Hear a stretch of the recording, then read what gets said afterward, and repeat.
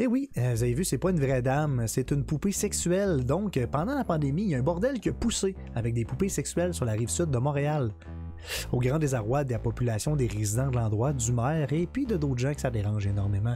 Il n'y a aucune infraction criminelle qui a été posée selon les autorités, selon la police en tant que telle, qui ont été questionnées. Il n'y a aucune infraction au code de la loi, au code criminel, donc ils ne peuvent pas intervenir pour l'instant. Ils disent également que c'est anti-COVID. Donc, les poupées sont nettoyées de fond en comble pour ne pas que le COVID soit propageable, ainsi que les ITSS, bien sûr, infections transmissibles sexuellement et par le sang. 250$ pour passer du temps avec ces poupées-là. 3 heures avec les poupées nommées Noémie et Pamela. Bordel bien occupé. Pourquoi? Parce qu'il y a des gens justement qui ont tenté de réserver. Il y a un journaliste qui s'appelle Francis Pilon qui a fait justement l'article sur TVA Nouvelle qui a tenté de s'immiscer là-dedans. Il a pris rendez-vous par curiosité. Il est allé. Ils ont donné 1 heure, un rendez-vous. Finalement, ça a niaisé, ça a défoncé de beaucoup de temps, de beaucoup de minutes. Ça a pris du temps. C'était un petit appartement un peu miteux, tout le kit.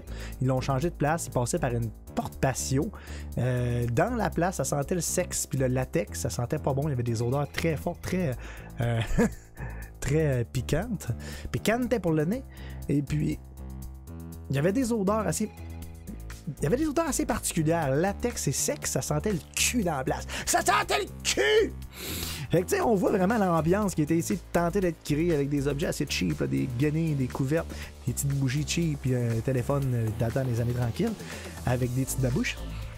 On voit que, justement, il y a une présentation qui se fait de 30 minutes sur l'utilisation des produits, comment la poupée fonctionne.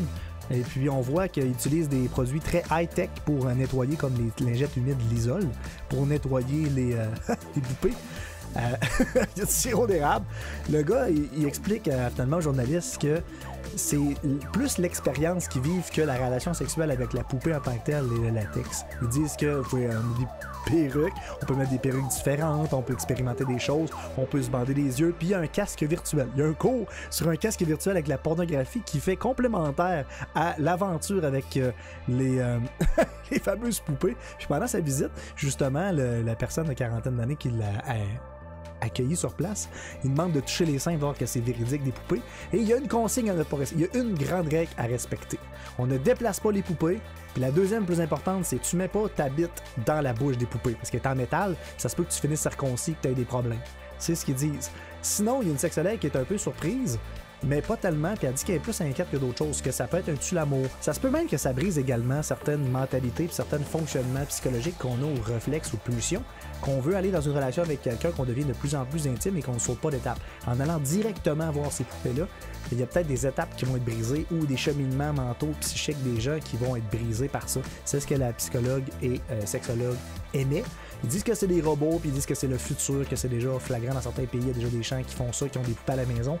Je trouve ça un peu bizarre. Je sais pas ce que vous en pensez. Donnez-moi votre commentaire dans les commentaires du vidéo ou justement sur Facebook.